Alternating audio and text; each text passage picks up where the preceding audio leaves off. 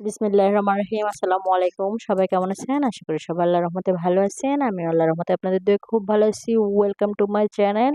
আজকে আমি আপনাদের জন্য খুব সুন্দর একটা রেসিপি করে দেখাবো। পালং শাক আর বিটরুট দিয়ে একটা খুব সুন্দর এবং সুস্বাদু লুচি করে দেখাবো। প্রথমে শাকটাকে হালকা একটু ভাপাই নিলাম, তারপর ব্লেন্ডার জারে দিয়া ব্লেন্ড করে নিব। দেখেন খুব সুন্দর করে ব্লেন্ড করে নিছি।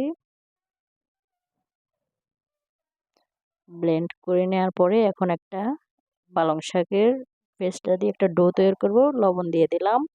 এখন দিয়ে দিব চাউলের গুঁড়া, না সরি, আটা আর ময়দা দিয়ে দিব। চাউলের গুঁড়া না, চাউলের গুঁড়া না, আটা আর ময়দা দিয়ে খুব সুন্দর একটা ডো তৈরি করে নেব।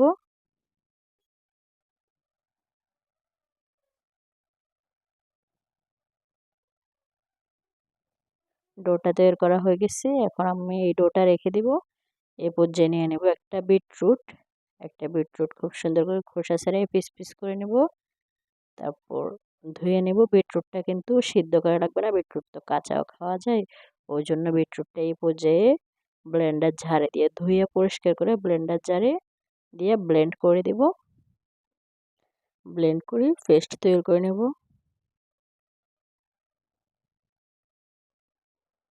পেস্টটা তৈরি করা হয়ে গেছে। এবার এটা দিয়ে একটা ডো করে নেব। প্রথমে দিয়ে দিলাম লবণ, তারপর আটা, ময়দা, দুইটা দিতে পারেন, চাইলে যে কোনো একটা দিতে পারেন। শুধু আটা দিলে হবে, শুধু ময়দা দিলে হবে। দুটোই মিক্স করে দিলে একটু ভালো হয় আর কি। আপনারা আপনাদের মন মতে, ঘরে আটা থাকলে আটা দিয়ে দিবেন, ময়দা থাকলে ময়দা দিয়ে দিবেন। তখন একটা সুন্দর একটা ডো তৈরি করে নেবেন। দেখেন ডোটা খুব সুন্দর লাল লাল কালার হয়েছে। এখন সবুজ কালারের যে পালং শাকের ডোটা বানিয়েছেন ওটা দিয়ে একটা বড় করে রুটি করে নেবেন। তারপর আবার লালটা দিয়ে একটা খুব বড় করে একটা রুটি করে নেবেন। এখন লাল রুটিটার উপরে সবুজ কালারের রুটিটা দিয়ে দিবেন। দিয়ে দিয়ে খুব সুন্দর করে রোল করে নেবেন। রোল করে নেওয়ার পরে ছুরি দিয়ে পিস পিস করে কেটে নেবেন। মাথার অংশটা বাদ দিয়ে দিতে পারেন, আর মাথার অংশটা বানাই খেয়েই তো নেবেন, বানাইলে বানাইতে পারেন। এই যে এভাবে দেখেন সবুজটা খুব সুন্দর করে মধ্যখানে গোল হয়ে পড়ছে।